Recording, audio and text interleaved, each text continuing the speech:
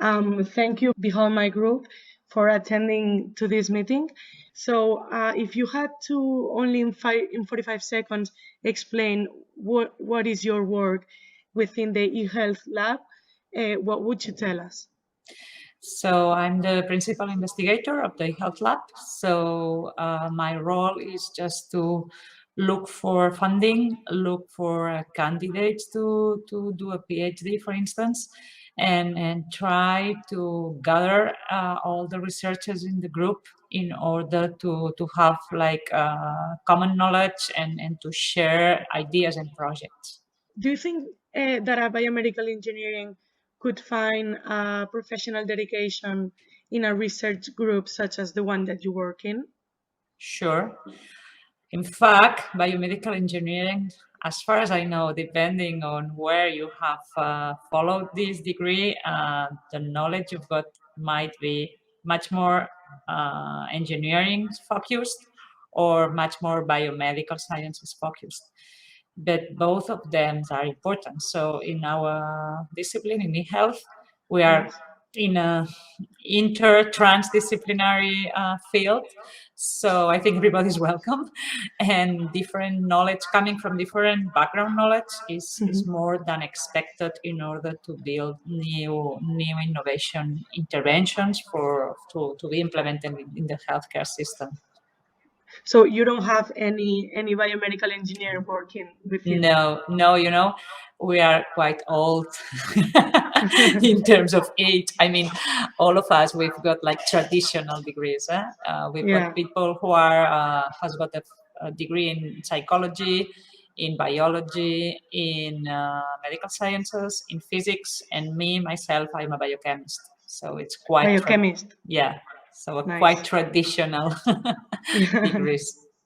So, what do you think that it's like the most looked up value? What is the characteristic that a person should have in order to work in this field? Yeah. Be ready to work outside the box. I mean, yeah, be ready to start new things in which you don't feel comfortable because you've never done it before. As we are mostly in the innovation field, Yeah. I think that's the most important thing, being flexible, in fact, and adaptable to new interventions, new projects, new settings even. Because you don't have like a monotonous way of working. You do No, new things every day, right? definitely yes. Yeah, it's nice. Which is very much interesting, but at the same time stressing. Okay, but and so if you could describe, yeah, the profile of a biomedical engineer in 3 words, As I told you, I yeah. really don't know deeply, but the three works about the profile would be having a high background in basic science, biomedical Mhm. sciences, and biomedical skills. So being able to work in the laboratory, but as being in engineering, having a very much a target, so to make things happen, not only for for knowledge, for increasing knowledge, but to make things change. So I think this would be the most important aspects. Yeah, Mm. I think that you said the right thing. Thank And you.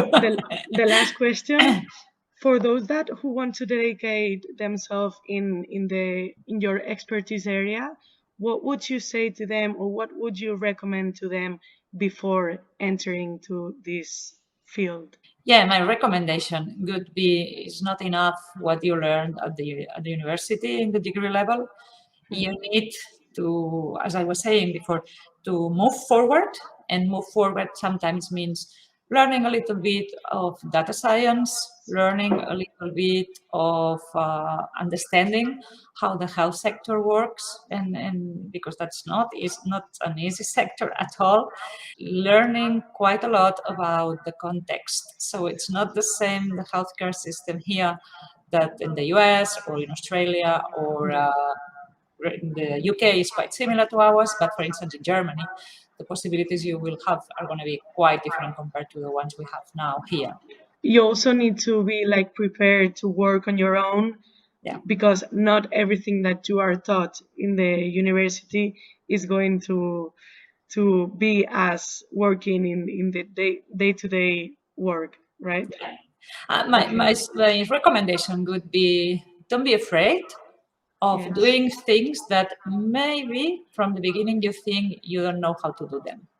So because you've not been taught about how to do that, but be ready to try to, yeah, to do some research on your own, or try to look for the right people in the right places, and then try to understand that. And maybe this, if you have the possibility to do some internship in different kind of organizations, Mhm. or private companies and public institutions or academic institutions, that can be very much useful. Thank you so much for coming to this interview.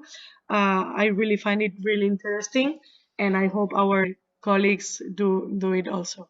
Okay, thank you very much. Thank you so much.